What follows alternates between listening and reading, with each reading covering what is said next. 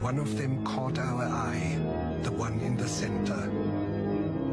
He would neither go towards the feeding grounds at the edge of the ice, nor return to the colony.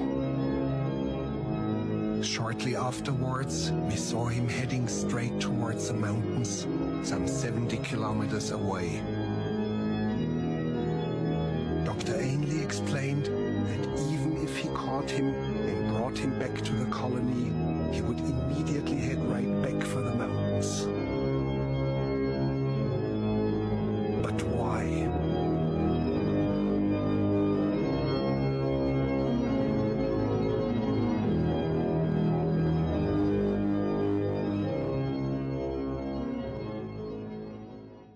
One of them caught our eye, the one in the center.